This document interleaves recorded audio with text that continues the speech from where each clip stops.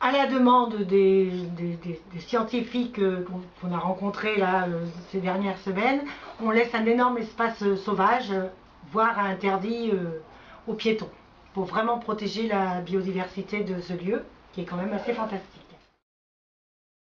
On ouvre de façon systématique 3 entrées, parce que c'est important que les gens arrivent de partout, de Sotteville, de Saint-Étienne, voilà, avec des parkings là par où les gens arriveront en voiture de la Créa, puisque c'est un parc de Créa. Ils doivent être bien accessibles par les personnes à mobilité réduite.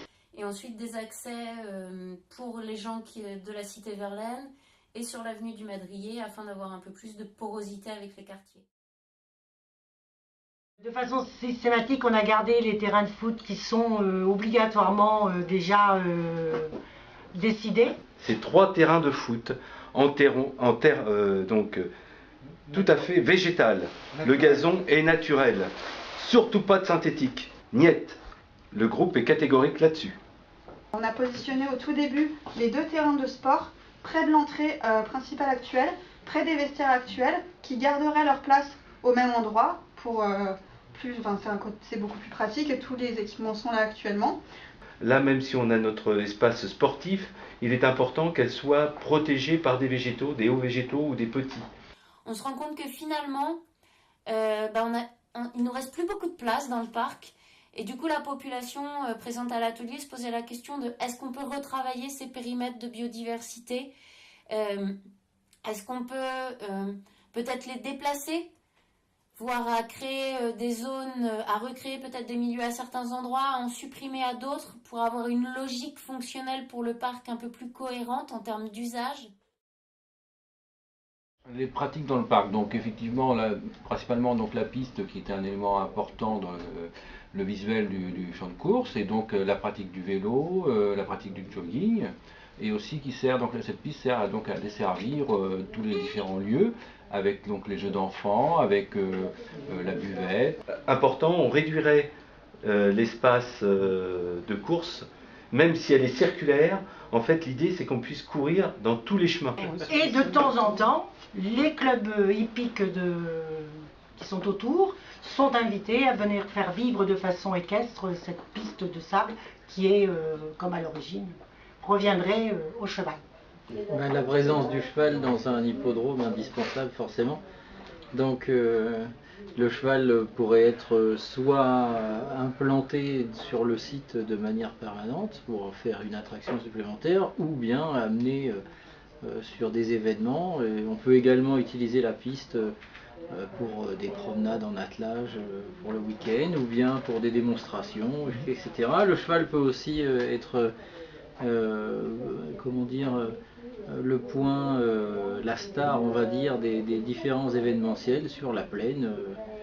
On a évité d'avoir un centre équestre installé en fixe sur le site. Pas de centre équestre. C'est vraiment une visite, quoi. On est revenu donc sur la question de la mémoire. Il ne s'agit pas de rentrer dans une logique de pastiche, d'exposition figée, mais de réintégrer le cheval de façon vivante dans le site et utile.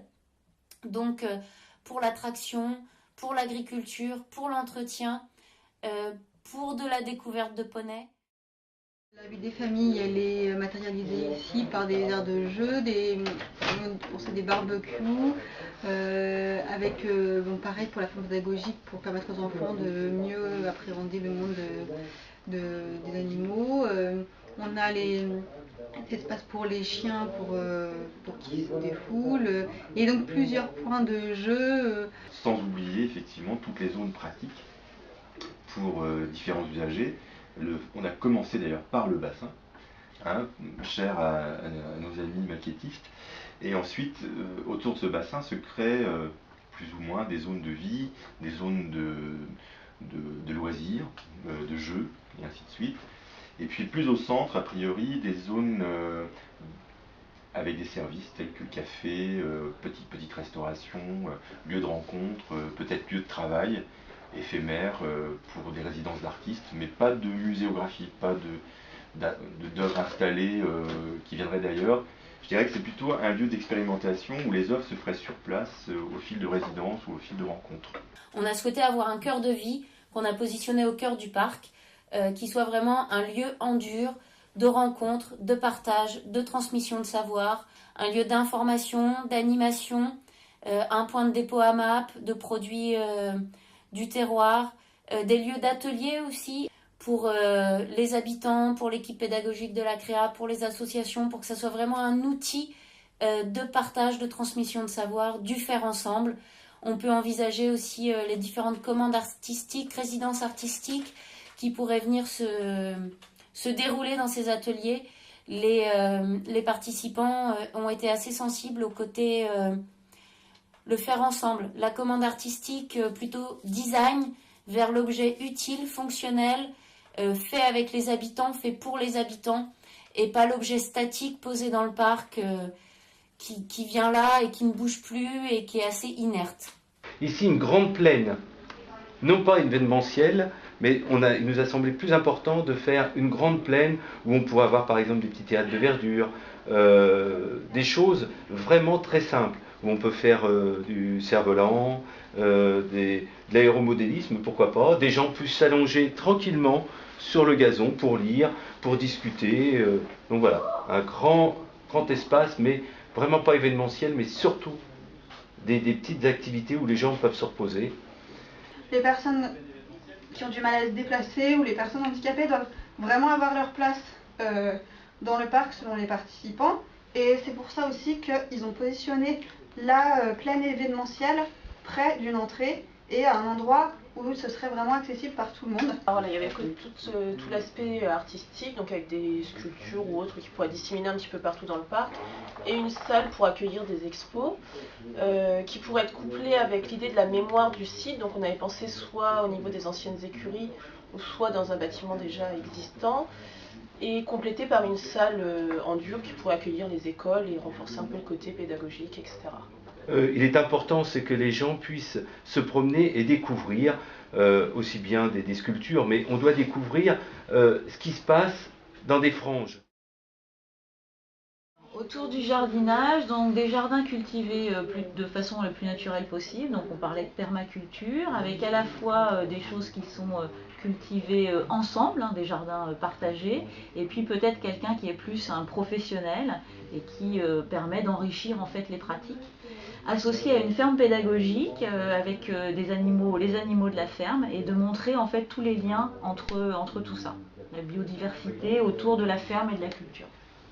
On ne souhaite pas une mini-ferme pour montrer, seulement pour montrer des animaux, mais que ces animaux soient utiles au parc. Donc je pense qu'il y a c'est à peu près plus de la moitié de l'espace qui est consacré à ça, mais pas que à ça. C'est-à-dire que là, ça serait le prétexte pour y mêler aussi l'expression culturelle, de façon à ce que la culture accompagne ce développement et qu'on ait autant de propositions, je dirais, agricoles que culturelles. Et que les choses se mêlent, se croisent, évoluent ensemble, poussent ensemble et modifient au fur et à mesure le paysage tout en le créant.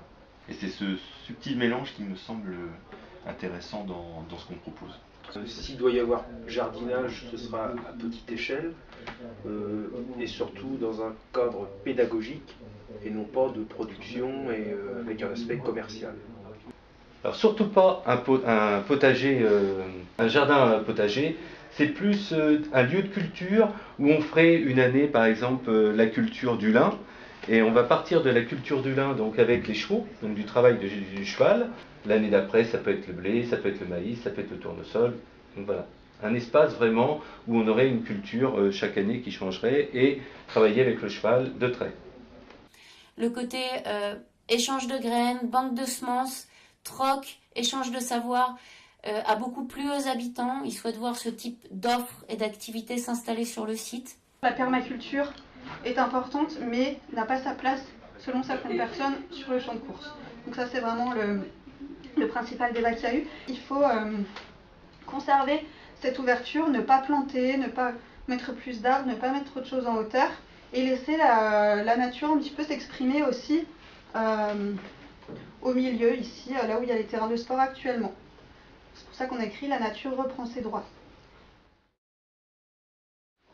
Sur la structure paysagère, pas mal de vergers, qui rythmerait un peu l'espace.